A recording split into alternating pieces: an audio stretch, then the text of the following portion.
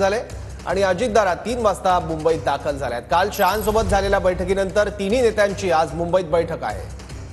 पहिली बैठक झाली, आता पुन्हा उद्या बैठक होईल आणि त्यातून निर्णय होईल महायुतीचा मुख्यमंत्री आणि महायुतीची मंत्रिमंडळ गटित होईल। उद्याची बैठक कुठं होणार आहे? मुंबईत की दिल्लीमध्येच होणार? उद्या मुंबईत होईल। म्हणजे दिल्लीतली बैठक संपली म्हणायचं आजच्या? नाही, असं काय संपवताय कशाला, पण बैठक सकारात्मक झाली। आज अमित भाई आणि JP नड्डा साहेबांच्या बरोबर चर्चा झाली आणि आम्ही तिघही होतो, मी होतो, देवेंद्रजी होते, अजितदादा होते। बैठक अतिशय सकारात्मक झालेली आहे आणि पुन्हा उद्याही बैठक होईल। आजच्या बैठकीत साधारणतः चर्चा काय झाली? म्हणजे चर्चा तुम्हाला सगळी कशी काय, तुम्हाला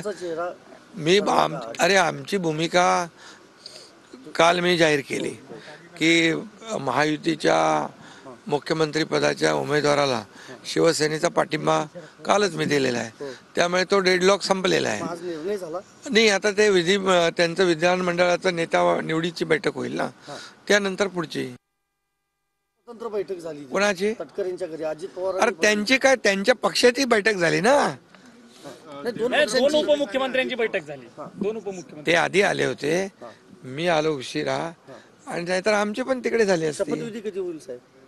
अरे बाबा, आता तुम्ही एकदम घाई कशाला करताय? तुम्हाला आम्ही काही नाही, 26 तारखेला सगळं काही व्यवस्थित सगळं होईल। पहिला कार्यकाळ आता काळजी भाऊ मुख्यमंत्री मी आहे, सगळ्यांची काळजी घेतोय। तुम्ही काय मागणी केली साहेब? काही अरे बाबा, तुम्हाला मंत्रिपद दिलं जाणार की राज्यपाल पद तुमच्या पक्षाला मिळणार? सगळं तुम्हाला सविस्तर मी सांगेन। आता तुम्हाला कधी गंभीर कधी हसरा काय तुम्ही आता ठरवताय, ते तुम्हीच ठरवा। लाडकी भाऊजाऱ्यापासून तुम्ही हसरे दिसतात सगळीकडे। अरे बाबा, आजही मी खुश आहे, कारण जे आम्ही 2-2.5 वर्षात जे काम केलं या महाराष्ट्रातल्या जनतेसाठी आणि महाराष्ट्रातल्या जनतेसाठी जे कल्याणकारी योजना आम्ही केल्या, लाडकी बहीण त्यात महत्त्वाची आहे आणि त्याचा रिझल्ट जो आहे या निवडणुकीमध्ये पाहायला मिळाला। आतापर्यंतच्या इतिहासामध्ये कधी एवढी मेजॉरिटी मिळाली नव्हती। याचा अर्थ काय? याचा अर्थ सरकारवर जनता खुश आहे आणि सरकारच्या कामाबद्दल जनता समाधानी आहे, याच्यातच आमचं समाधान आहे।